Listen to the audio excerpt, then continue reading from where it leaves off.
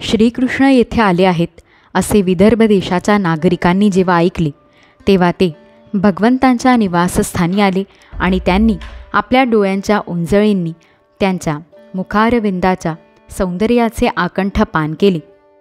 ते आपापसात म्हणू लागले की रुक्मिणीच यांची पत्नी होण्यास योग्य आहे, दुसरी कोणी नव्हे, आणि परमपवित्र असे हेच रुक्मिणीसाठी योग्य पती आहेत. आम्ही जर काही सत्कर्म केले असेल तर त्रिलोकविधाता आमच्यावर प्रसन्न होवो आणि अशी कृपा करो की श्रीकृष्णच रुक्मिणीचे पाणी ग्रहण करो. रुक्मिणीबद्दलच्या प्रेमामुळे जेव्हा नागरिक आपापसात असे बोलत होते त्याचवेळी रुक्मिणी अंतपुरातून बाहेर येऊन सैनिकांच्या पहाऱ्यात देवीच्या मंदिराकडे जाण्यासाठी निघाली. श्रीकृष्णांच्या चरणकमळांचे मनपूर्वक चिंतन करीत ती भवानीच्या चरणांचे दर्शन घेण्यासाठी पायीच निघाली. तिने मौन धारण केले होते आणि तिच्या माता व मैत्रिणी सोबत होत्या. हातात शस्त्रास्त्रे घेतलेले शूर राजसैनिक कवचंगावर घालून त्यांचे रक्षण करीत होते. त्यावेळी मृदंग, शंख, ढोल, तुताऱ्या आणि भेरी वाजत होत्या. पुष्कळशा ब्राह्मणपत्न्या चंदन इत्यादी सुगंधी द्रव्ये लावून, गजरे माळून आणि वस्त्रालंकारांनी नटून थटून तिच्याबरोबर चालल्या होत्या. तसेच अनेक प्रकारचे नजराणे घेऊन हजारो वारांगणाबरोबर चालल्या होत्या. गवई गात चालले होते, वाद्ये वाजविणारे वाद्ये वाजवीत चालले होते आणि सूत, मागध व भाट वधूच्या चारी बाजूंनी त्यांची स्तुती गात चालले होते. देवीच्या मंदिराजवळ पोचल्यावर रुक्मिणीने हातपाय धुतले, आचमन केले. नंतर अंतर्बाह्य पवित्र होऊन ती शांत मनाने देवीजवळ जाऊन बसली. कर्मकांड जाणणाऱ्या वृद्ध ब्राह्मण स्त्रिया तिच्याबरोबर होत्या. त्यांनी रुक्मिणीला शिवपार्वतींना वंदन करावयास लावले. तेव्हा रुक्मिणीने देवीला प्रार्थना केली, हे अंबिके, तुझ्या स्कंद व गणेश या पुत्रांसह मंगल करणाऱ्या तुला मी वारंवार नमस्कार करीत आहे. भगवान श्रीकृष्णच माझे पती व्हावेत असा मला वर दे.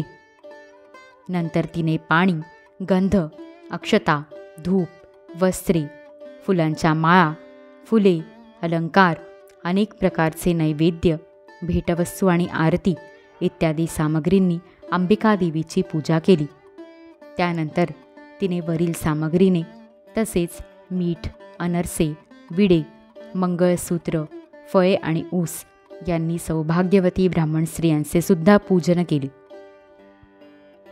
तेव्हा ब्राह्मण स्त्रियांनी तिला आशीर्वादपूर्वक प्रसाद माळा दिली आणि वधूनेही ब्राह्मण स्त्रिया व माता अंबिकेला नमस्कार करून ती प्रसादमाळा ग्रहण केली.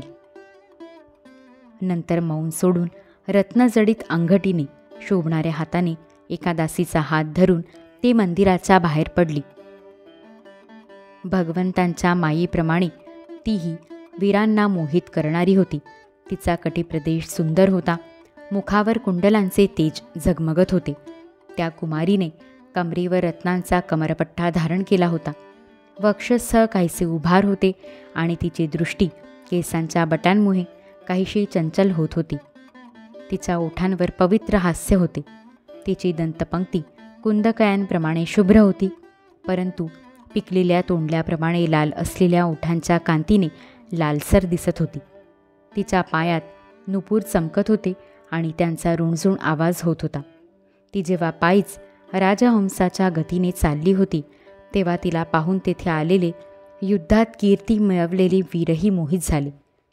कामदेवाच्या बाणांनी जणू त्यांचे हृदय विदीर्ण करून टाकले होते. अशा प्रकारे चालण्याच्या निमित्ताने रुक्मिणी आपले सौंदर्य श्रीहरींना अर्पण करीत होती. तिला पाहून तसेच तिचे मनमोकळे हास्य आणि लाजरी नजर यांनी ज्यांचे चित्त ठिकाणावर राहिले नाही त्या राजांच्या हातातून शस्त्रास्त्रे गळून पडली व ते स्वतःसुद्धा रथ, हत्ती तसेच घोड्यांवरून खाली जमिनीवर केव्हा पडले त्यांना कळालेच नाही. अशा प्रकारे रुक्मिणी श्रीकृष्णांच्या प्राप्तीची प्रतीक्षा करीत कमळाच्या कळीप्रमाणे असणारी पावले हळूहळू पुढे टाकीत होती. तिने आपल्या डाव्या हाताच्या बोटांनी केस बाजूला सारले आणि तिथे आलेल्या राजांकडे लज्जित नजरेने पाहिले. त्याच वेळी तिला श्रीकृष्णांचे दर्शन झाले. रथावर चढू पाहणाऱ्या त्या राजकन्येला श्रीकृष्णांनी सर्व शत्रू पाहत असतानाच गरुडाचे चिन्ह असलेल्या रथात बसविले आणि त्या राजांचा पराभव करून तिला नेले. यानंतर कोल्ह्यांच्या कळपातून सिंह ज्याप्रमाणे आपला भाग घेऊन जातो त्याचप्रमाणे रुक्मिणीला घेऊन भगवान श्रीकृष्ण बलराम इत्यादींसह तेथून निघून गेले. जरासंधाच्या पक्षाच्या अभिमानी राजांना त्यावेळी आपला हा केलेला मोठा पराभव आणि कीर्तीचा नाश सहन झाला नाही. ते म्हणू लागले, अहो, आम्हा धनुर्धरांच्या यशाचा धिक्कार असो. या गवळ्यांच्या मुलांनी सिंहाचा बाग हरणांनी घेऊन जावा त्याप्रमाणे आमचे यश हिरावून नेले. अध्याय 53 समाप्त.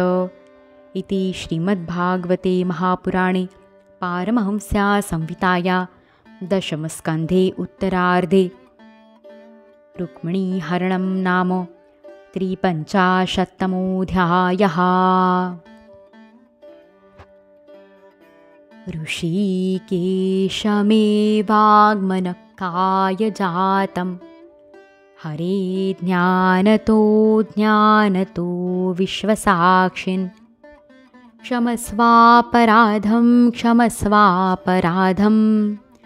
क्षमस्वापराधं प्रभो क्लिन्नचित्त.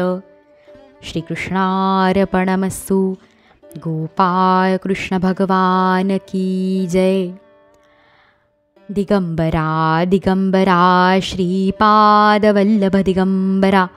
अवधूतचिंतन श्री गुरुदेव दत्त. श्री सद्गुरुनाथ महाराज की जय.